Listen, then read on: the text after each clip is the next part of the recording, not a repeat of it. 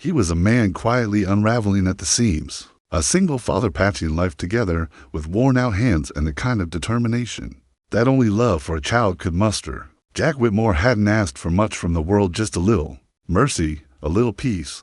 But the world didn't give mercy easily, and peace always seemed one paycheck too far. His little girl was the only reason he kept going, the only thing steady in a life that never stopped trembling. She, on the other hand, ruled an empire from the top of a glass tower. Sloane Everhart, a name that echoed in boardrooms and burned on headlines. Billionaire, CEO, untouchable. She was brilliant, calculated, magnetic, and utterly alone. Power had become her armor, and trust her battlefield. She didn't believe in second chances because she'd learned the hard way that people only took first chances to betray you.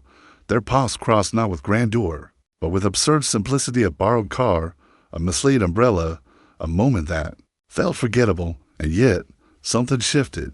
Like fate paused just long enough to let the broken lives notice one another. This is not a loud story. It's not about declarations shouted in the rain or sweeping gestures under chandeliers. This is about the quiet kind of love, the kind that stays, even when the lights go out. So stay with me, because something in this story might just stay with you. A ghost in a gilded envelope. Sloane Everhart stared at the envelope like it was laced with poison. It sat on her pristine desk like an insult wrapped in cream satin and gold trim. Her assistant, careful not to breathe, to loudly set it down like it might detonate. Sloane's eyes lifted from her laptop. Her voice, when it came, was low and edged with glass. He actually thinks I'd show up.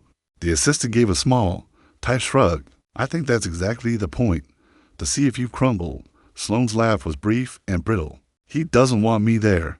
He wants to measure the damage. She stood and crossed to the towering glass window, the Manhattan skyline, gleaming in the drizzle.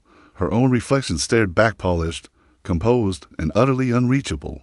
This isn't an invitation, she murmured. It's a provocation. Her assistant hesitated. So, will you go? A silence thickened. Then Sloane turned, and something sharp glimmered in her eyes. Oh, I'll go, she said. But I'm not going alone.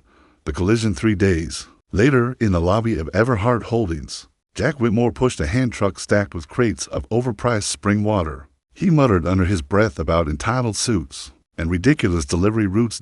Then he turned a corner and stopped. There she was, Sloane Everhart. He knew her instantly. Everyone knew her. She didn't need a name tag or a spotlight. She had that stillness, that hush around her presence that made people pause and recalibrate. But she wasn't looking at him like a CEO looked at a delivery man. She was assessing him, measuring something invisible. He was tall, lean, a bit rough around the edges. Faded jeans, scuffed boots, calloused hands. He was nobody in that building, just another ghost moving boxes. But he stood straight, eyes unwavering. A small girl peeked from behind him. Daddy, they gave us the wrong box again. At her voice, Jack's entire frame softened like a storm collapsing into rain. Sloane noticed. Not the girl, him.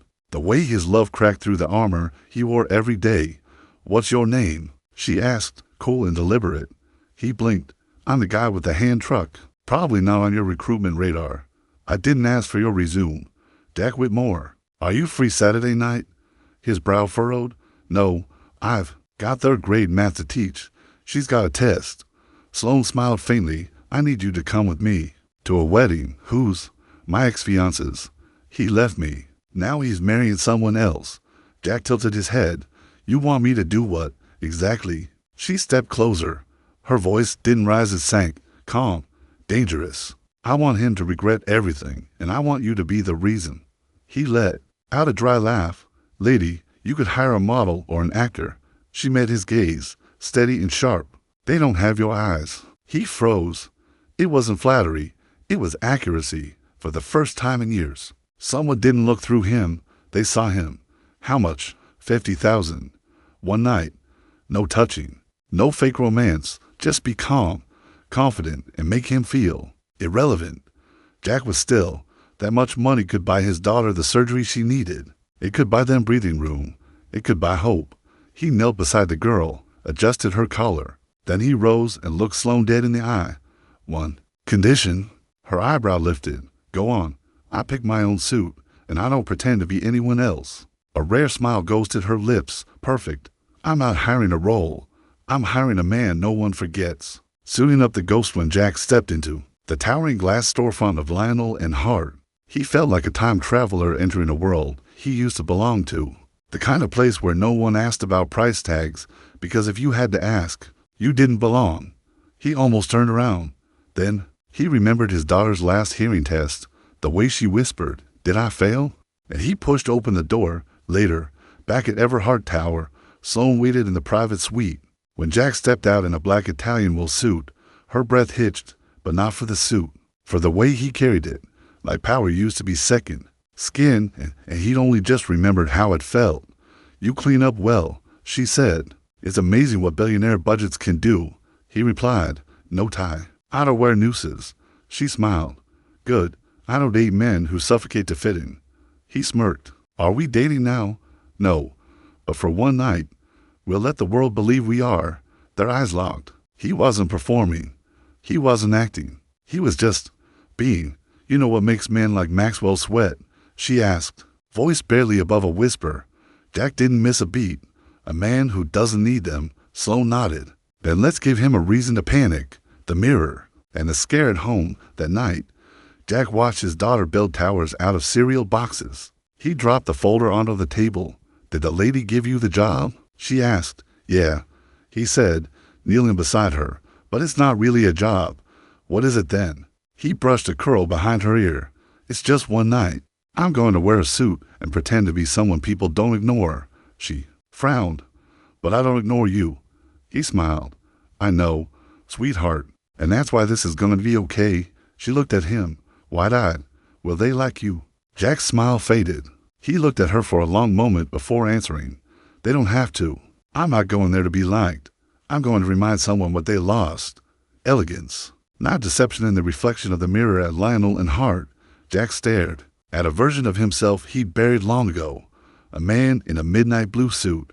He didn't look younger. He didn't look rested, but he looked like a man who remembered what it felt like to be whole. "Do you want the collar open, the tailor?" asked. Jack nodded. "If I'm going to wear your war paint, I'm keeping one scar visible." Behind him, Sloane's voice sliced through the silence. "You say that like elegance is deception." Jack turned. "Isn't it?"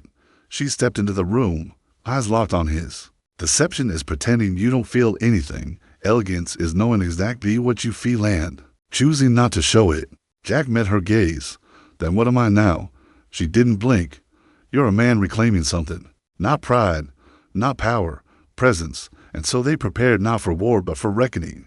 A quiet reckoning that would unfold under chandeliers and champagne, in the form of whispered glances and regret-shaped silences. Not every storm makes noise.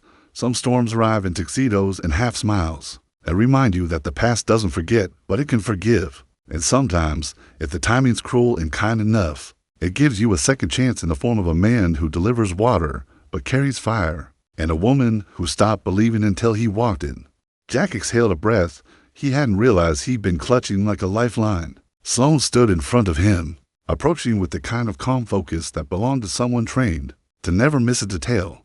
Her eyes moved over him, assessing not just the precision of the tailored suit, but something deeper, something unspoken. She reached out, fingers brushing the lapel of his jacket, smoothing the fabric with the same tenderness one might use to steady a fragile memory.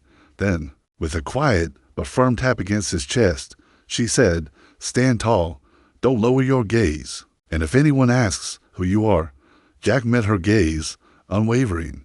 "You say, I'm the man she couldn't replace." Sloane blinked, not because his answer shocked her, but because it echoed precisely what she would have said herself. It wasn't bravado. It was clarity, truth wrapped in velvet steel.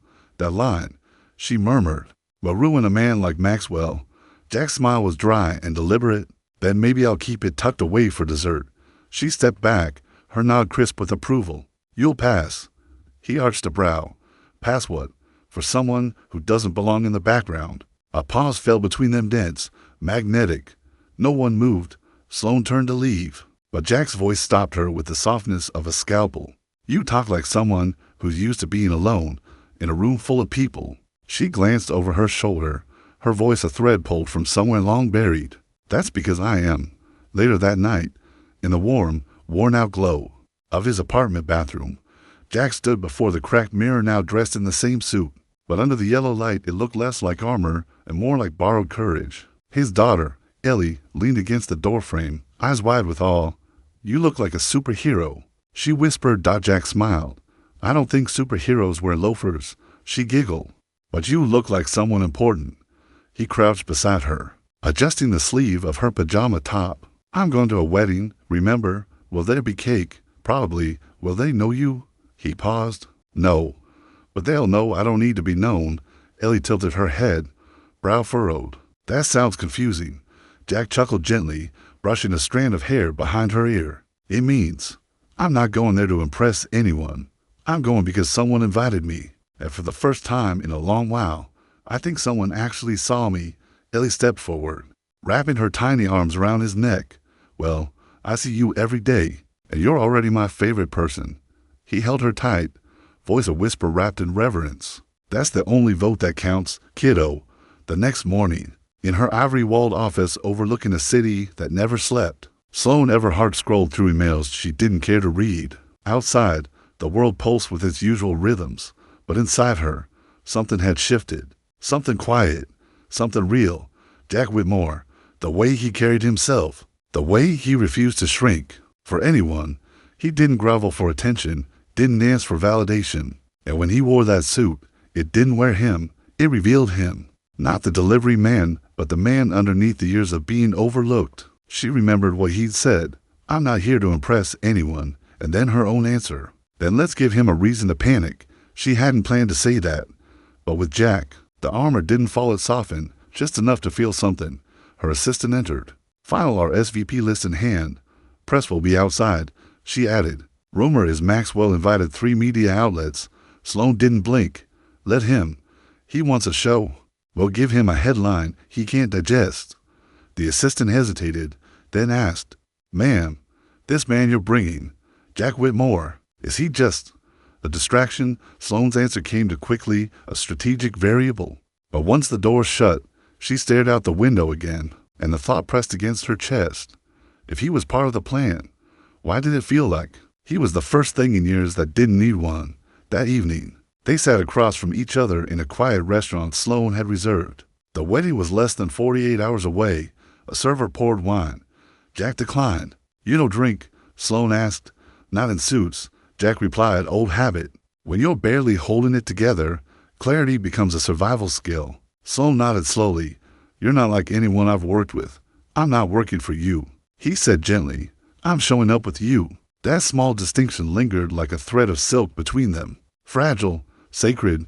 You need to brace yourself," she said. "This isn't just about Maxwell. His fiancée, Madeline, comes from the Hawthorne bloodline. Their eyes will dissect you before you even shake a hand."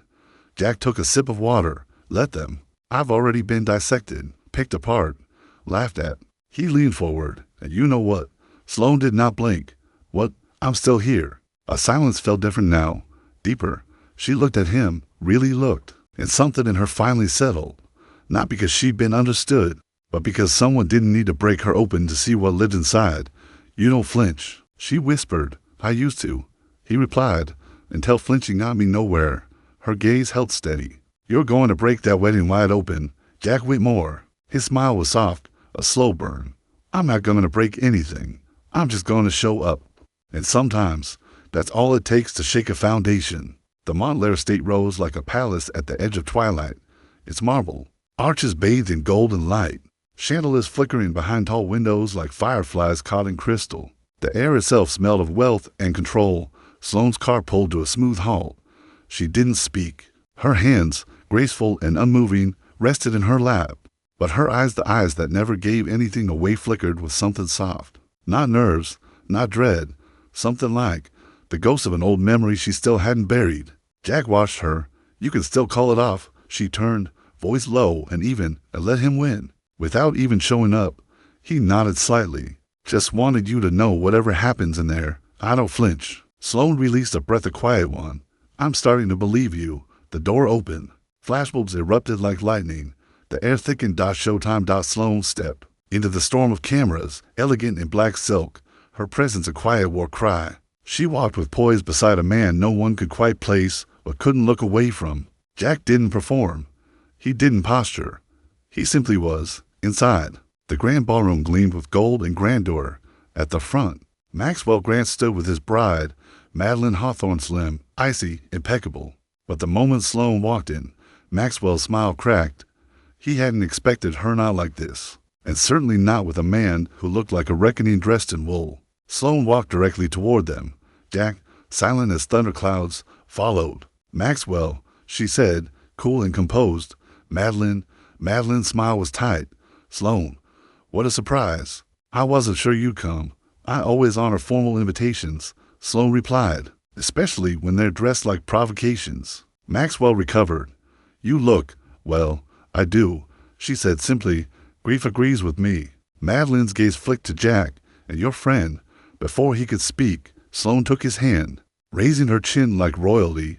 "This is Jack Whitmore. He's not a hedge fund titan or legacy donor, just someone I met on a Tuesday, who turned out to be more memorable than half this room." Jack nodded. "Pleasure."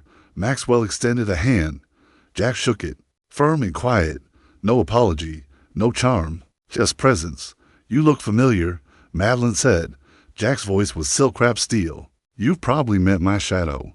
He tends to show up where people forget who they stepped on." Madeline blinked. Maxwell stared. Sloane smiled. "Enjoy your evening. You've both earned it." Then she turned, not coldly, but with the quiet confidence of a woman who had finally stopped bleeding. They floated through the room like a myth come to life. Jack, silent and unshakable. Sloane, radiant and unreadable. He didn't need to speak. Often his silence was its own language, and in a room filled with peacocks, it was magnetic. "You don't bring men like this usually," one board member said to Sloane. She didn't blink. "Exactly." At the piano, Maxwell watched. Regret etched itself beneath the smug exterior. When the orchestra began to waltz, Jack turned to her. "Would you like to dance?" Sloane hesitated for once, not because of fear, but because it had been so long since someone asked her, without expecting anything in return. "Yes," she said. They moved together, not for spectacle, not for show, but with a rhythm that felt earned. "You're good," she whispered. "Spayers dancing in circles. Different kind, but it taught me things. You're not rattled." "I was, until I realized none of them matter." She looked into his eyes. "Then what does?" He paused. "Then," said the words that would live inside her long after the music faded, "that you showed up tonight, not to be seen but to finally stop disappearing." As the waltz ended, Maxwell approached. "Alone, Sloane," he began, voice tight. "Can we talk?" Jack stepped aside, but Sloane placed a hand gently on his arm. "Stay." She turned. "We've already spoken, Max. You just didn't listen. This isn't about the past." He insisted. "No, it's about closure," she said. "And you don't get to rewrite the ending." He opened his mouth. "But tonight," she added, "I walked into your wedding, and I didn't fall apart. That's all the closure either of us is getting." Maxwell looked at Jack one last time and blinked first dot as he walked away. Sloane finally exhaled. Jack leaned in. Was that as satisfying as it looked? She didn't answer. She didn't need to. Instead, she reached for his hand, not for performance, not for pride. The evening air was thick with the kind of silence that carries weight. Jack tilted his head, gaze unwavering. "There's always ground," he murmured.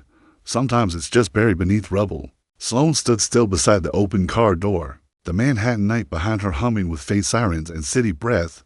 She studied him, not with the gaze of a businesswoman, but with the quiet ache of someone teetering between resolution and surrender. "Do you want to go home, Jack?" she asked, voice low, nearly reverent. "Or do you want to know why you were the perfect person for tonight?" There was no hesitation. "I want to know." 20 minutes later, they stood in the private elevator of Everhard Tower. The silence between them had shifted, no longer the awkward hush of strangers, but something electric, charged, as though the elevator itself carried not just bodies, but burdens, confessions, and a current of unnamed truths. When the doors opened, the penthouse greeted them like a cathedral of glass and light. Floor-to-ceiling windows reflected a city that pulsed beneath them, unaware. Jack stepped into the space slowly, eyes taking in the edges, the sleekness, the cold luxury. "You live," he said, "like someone who never plans to stay." Sloane turned. One brow arched, her tone wry. "And you look like someone who's always packed a bag in their head." He gave a faint smile. You're not wrong. She walked toward the bar, poured the glasses of bourbon, offered one without a word. He took it, sipped, then let the silence stretch. The kind of silence that doesn't rush, but waits, the kind that allows pain to surface on its own. Terms. Sloan spoke first. Her voice wasn't just softer, it was older somehow, as if the night had added years. Do you know what the worst part of being left is? She asked.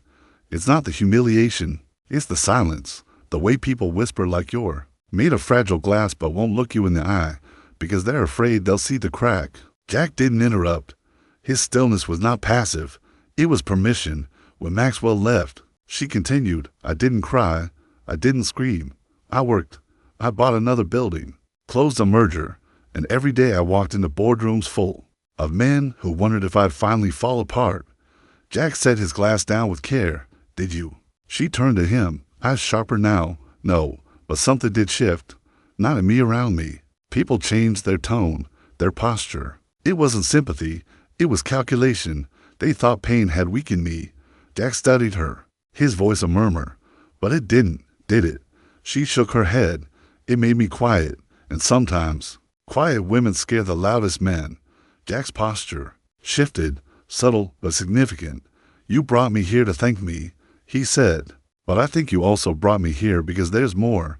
Sloan didn't deny it. She walked to the center of the room, retrieved a black folder from a drawer, and laid it between them like a card in a game of fate. You said you scrubbed your name, that you used to be someone else. Jack's shoulders tensed.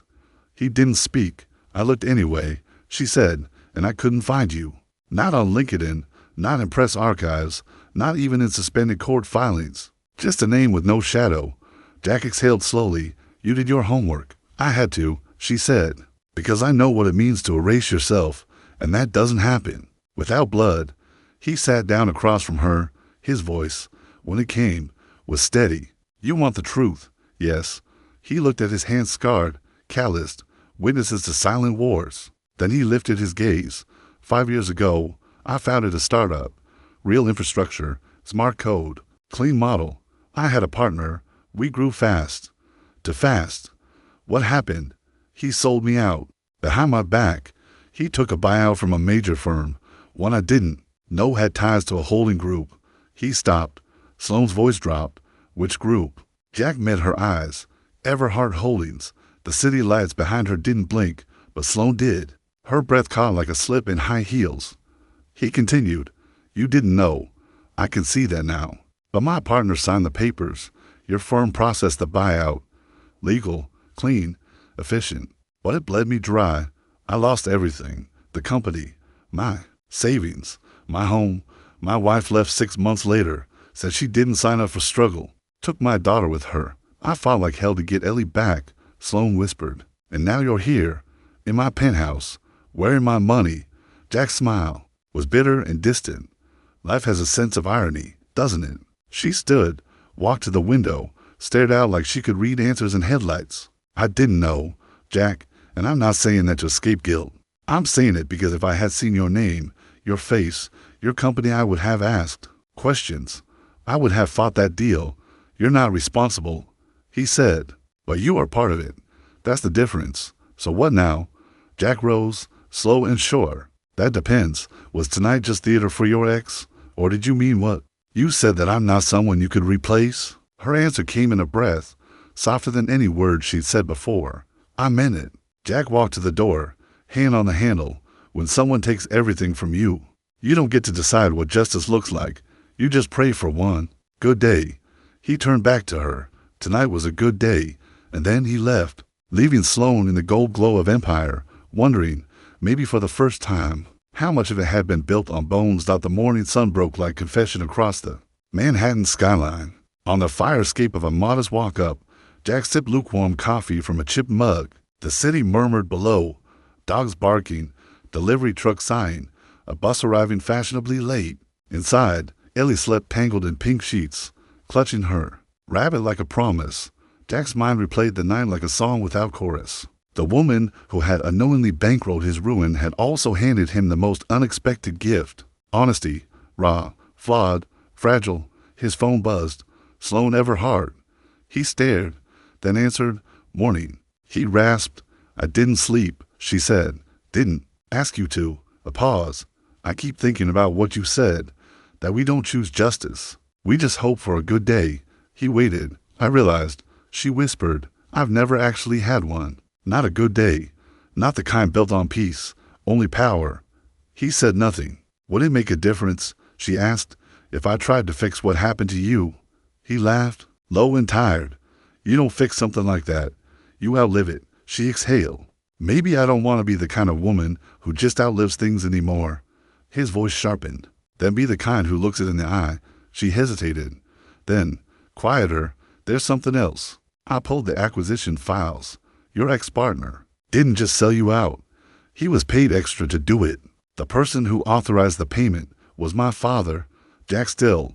She said it carefully. Not a lawyer, not an advisor, my father. He rose, the mug cracked in his hand. I didn't know. She whispered. He used ghost companies. He buried your company not for profit, but to hide something. I don't know what yet. Jack paced the fire escape, jaw tied. So I wasn't even a target, just a casualty. Yes. He stopped, and telling me this helps. Not telling you felt worse. He let the silence close like a door. You think this changes anything? It should. It doesn't, he said. It just completes the circle. He hung up that afternoon. Jack waited outside Ellie's community center. The mural on the wall, hundreds of tiny handprints forming a tree, still caught the light. Sloan approached, dressed simply, looking strangely human in the daylight. How did you find me? I asked your doorman. He likes me better than you do. He turned. I told you everything you needed to know last night. No, she said, stepping closer. You told me everything that hurt, not everything that mattered. He looked away. Maybe, she said, flinching isn't weakness. Maybe it means we still feel. He said nothing. You showed up for me, held the line when I couldn't. I didn't bring you into my world to ruin yours. You didn't ruin it, he said. You just reminded me what it felt like to lose it twice. Her voice tightened with restraint. I can't change the past, but I can fight the future. I can expose my father, clean house, make sure no one else gets buried. Why? Not for you, for me. Because if I don't, then all I've built is a throne atop bones. Ellie burst through the doors, waving a crayon drawing. Daddy, look, a princess on a motorcycle. Jack knelt, took the paper. Fastest royal in the kingdom. Ellie spotted Sloan. Are you the lady with shiny shoes? Are you coming to my birthday? Sloan smiled. I might be late. Ellie nodded solemnly. Jack stood. Sloan met his eyes. I'm not asking for forgiveness, just a chance to stand beside you. Maybe one day as your friend. He looked at her, long and hard. You've got one shot. That's all I need. And for the first time, neither looked away.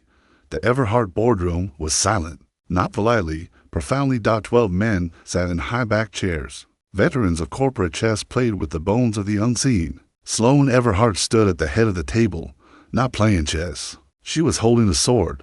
I have here, she said, tapping a folder, a list of acquisitions processed through Cordova Partners, a shell entity tied to off-book accounts, managed by William Everhart. A ripple moved through the room. These include a 5-year-old buyout of Beacon Grid. The acquisition was fraudulent. The records were buried. A senior board member cleared his throat. Sloan, surely you understand. I understand, she said. That men like you fear what happens when truth grows teeth. She straightened. This is not a threat. It's a reckoning. I've contacted federal regulators. We begin healing now or I walk. A slow clap echoed. William Everhart stepped from the shadows. The air grows claws, he said. You shouldn't be here. I built this company, and I'm saving it from the man who corrupted it. He smiled, cruel and calm. You think this makes you righteous?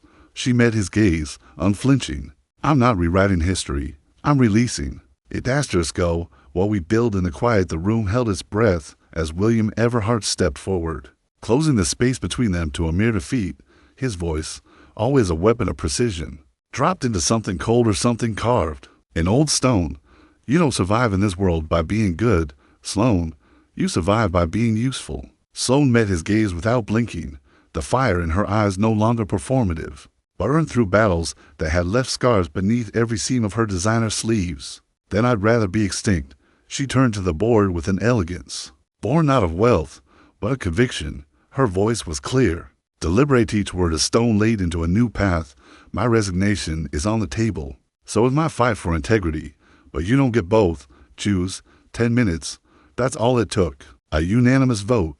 William was unseated, scrubbed from every advisory and legacy post. His access revoked. His name removed from every plaque. Every etched glass wall that once whispered his dominion. Sloane didn't smile. She simply exhaled. And for the first time in years, it wasn't to steady herself, it was release. That night, she didn't retreat to her penthouse, the fortress. In the skyline with silk and silence, she found herself standing instead in front of a worn red brick walk-up on the Lower East Side, a place where truth lived without a view. Jack opened the door, hoodie soft with wear. Ellie perched on his hip like a question answered with love. A toothbrush hung from her mouth. She blinked at Sloane. Hi, Sloane said gently. Jack took her in. No makeup, no armor, just jeans, a t-shirt, and tired clarity. Bad time? She asked. He stepped aside. Never. Inside. The light was warm and imperfect, the kind that made shadows feel like home. Ellie scampered off to rinse and shouted from the bathroom, I'm gonna draw a rocket raccoon who eats broccoli. Jack smirked. She's trying to make vegetables sound cooler. Sloane let out a small, genuine laugh. She's persuasive. They sat at the old kitchen table beneath a bare bulb that flickered slightly like it had. Fought through storms. I did it, Sloane said. I took him down. Jack didn't answer right away. He let the silence stretch, let her words land. How do you feel? Like I broke a window that had been painted shut for years. There's air now, but it's cold. Jack nodded slowly. That's what truth feels like at first. Cold before it heals. Her eyes lingered on his face. I think I needed you to remind me I could still feel it. He stirred his coffee, not looking at her. I used to think healing came from getting things back. Now I think healing begins the moment you stop needing what broke you. Her voice trembled. Just slightly. Why are you so good with words? Jack shrugged. I ran out of excuses a long time ago, so I started telling the truth. They fell into silence, not the absence of noise, but the presence of peace. Then Ellie padded out in footy pajamas, eyes heavy with sleep. Are you staying for bedtime story? She asked Sloane. Sloane blinked, startled by the invitation. Would that be okay? Ellie nodded solemnly. Only if you do voices. Jack grinned. She's got standards. Sloane chuckled, really laughed, and the sound was unarmored and whole. Later, curled on the couch with Ellie between them, she read a story about a lion who lost his roar and found it again in the most unexpected way. Her voice faltered once, on the line. Even lions need someone to remind them who they really are. Jack looked at her then, not as the woman who had raised empires or survived boardroom wars, but as someone finally brave enough to come home to herself. As he walked her to the door, she paused. I don't know what this is, she whispered, or where it's going. Jack leaned against the frame. Neither do I, but I know it doesn't have to be perfect. It just has to be real. And in that hush, no kiss, just a shared breath, foreheads touching, both of them too acquainted with loss to waste something this true. The knock came just before midnight. Jack, fresh from laying Ellie to sleep, stood in the hallway, his heart already tightening as if it knew before his mind did. He opened the door. Rachel, 30-something. Designer boots and the kind of beauty that used to hold promises like baubles, easily dropped, easily replaced. Hi, Jack, she said. His voice cut like quiet thunder. Rachel, she tried to smile. Can I come in? He didn't move. What do you want? Her eyes flicked past him, drinking in the photos lining the shelf. Ellie in a cardboard crown, giggling with Jack, frosting on both their noses. She looks happy. She is. I've been in rehab. Twice. I know. I thought about Ellie every single day. Jack nodded once. Thinking's not the same as showing up. I know that too. She stepped forward. I want to see her. Jack didn't blink. You walked out when she couldn't even tie her shoes. I was sick. You were selfish. And sick. The two aren't exclusive. She's my daughter. She's my daughter now, he said, still calm. You forfeited that title when you left and signed over custody without blinking. Her voice cracked. I wasn't in my right mind, and now you are. That's good, but don't confuse recovery with redemption. They're not the same road. She hesitated. There's someone in your life now. I saw her name. Sloane Everhart, CEO turned saint. The internet loves a makeover. If you came to start something, no. She interrupted softly. I just came to say I'm sorry. even if you never believe it. Jack's eyes were hard. I believe in apologies, but only when they come with changed behavior, not just changed words. She reached into her coat, handed him an envelope, my number, in case Ellie ever wants to ask questions. I'm brave enough to answer now. He took it, but said nothing.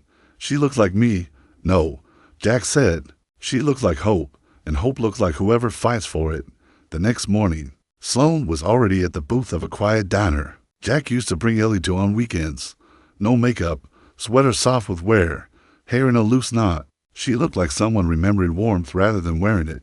You look like you haven't slept, she said when Jack slid in across from her. Rachel came by last night. Sloane's fingers curled around her mug. The ex, she wants to see Ellie. What did you say? That she doesn't get to rewrite the ending just because she regrets the middle. Sloane smiled. Just barely. Good line. It wasn't a line. It was truth. They glanced at Ellie across the booth, coloring a rocket ship with flowers for exhaust. She'll ask someday, Sloane said quietly. I know. What will you tell her? That some people love with everything they have. And sometimes, all they have just isn't enough.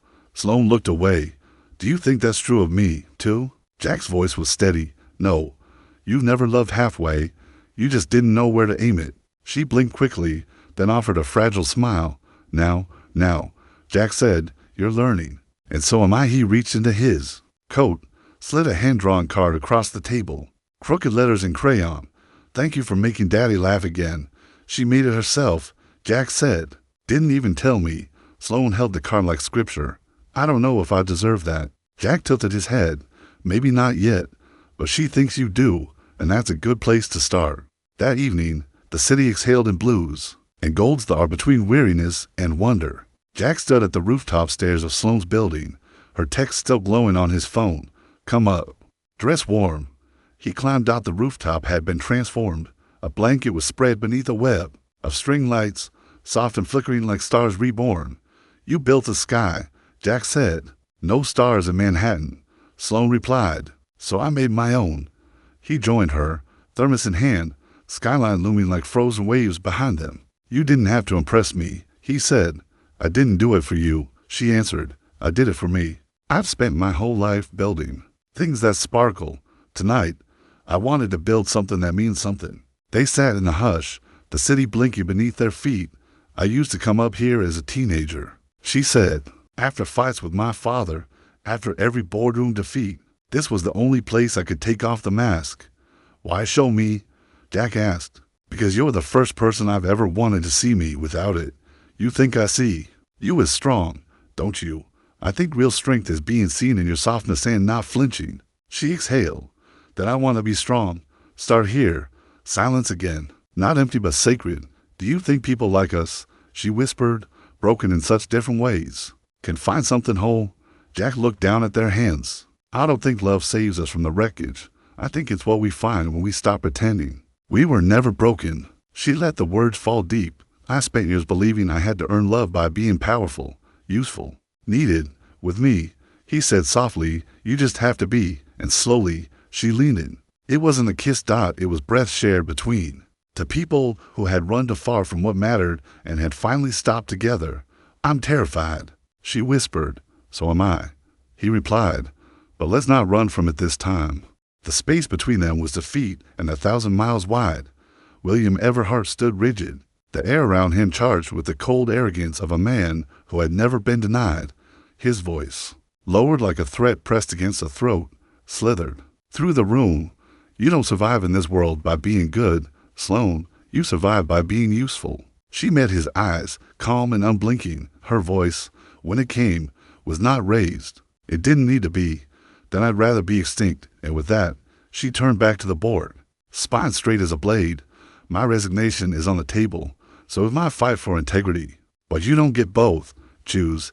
It took less than 10 minutes. The vote, when it came, was swift and absolute. William was stripped of every advisory and legacy position, his access revoked, his name erased from every corridor and conference room. As if power had never dared to wear his face, Sloane didn't smile. She didn't need to. She exhaled a long, slow breath that carried years of silence, restraint, and quiet defiance. That night, she didn't return to the penthouse. She didn't want chandeliers or marble. She wanted breath. She wanted bricks. She wanted truth. She found herself instead on the worn steps of a red brick building on the Lower East Side. Jack's place. The door opened, and there he stood, hoodie worn thin by years and use. Ellie balanced on his hip with a toothbrush dangling from her mouth. She blinked. Hi. Jack looked her over. Jeans, a faded t-shirt, no makeup, no armor. Bad time. He stepped aside. Never. Inside. Ellie skipped off, announcing from the bathroom, I'm going to draw a rocket raccoon who eats broccoli. Jack chuckled. She's trying to make vegetables sound cooler. Sloan laughed, not the practiced, professional kind, a real one. She's persuasive. They sat across from each other at the kitchen table, that only light a single bulb overhead that flickered gently like an old heart trying to keep rhythm. I did it, she said. I took him down. Jack didn't answer right away. Then, softly, how do you feel? She stared at the table for a long time, like I broke a window that had been painted. Shut for years. There's air now, but it's cold. He nodded. That's what truth feels like at first. Cold. Before it heals. Her gaze lifted to meet his. I think I needed you to remind me I could still feel it. He stirred his coffee, the spoon circling slowly. I used to think healing meant getting things back, but maybe it just means stopping the need for what broke you. She stared at him, voice catching in her chest. Why are you so good with words? He gave a small shrug. I ran out of excuses a long time ago, so I started telling the truth. They let the silence stretch between them. No performance, no posturing, just peace. Ellie wandered back in, sleep still tugging at her eyelids. She patted over to Sloan. Are you staying for bedtime story? Sloan blinked, surprised. Would that be okay? Ellie nodded solemnly. Only if you do voices. Jack grinned. She's got standards. And so, on the old couch, with Ellie between them like a heartbeat, Sloan read a story about a lion who had lost his roar and found it again in the most unexpected way. Her voice faltered only once. Even lions need someone to remind them who they really are. Jack looked at her then, not as the woman who once cost him everything or the CEO who dismantled a legacy, but as someone who had finally come home to herself later. When he walked her to the door, she turned to him. I don't know what this is or where it's going. Jack leaned against the frame, voice low. Neither do I, but I know it doesn't have to be perfect. It just has to be real. She stepped closer, not for a kiss, but to press her forehead to his. Not a promise, a breath shared. They didn't run. Not this time.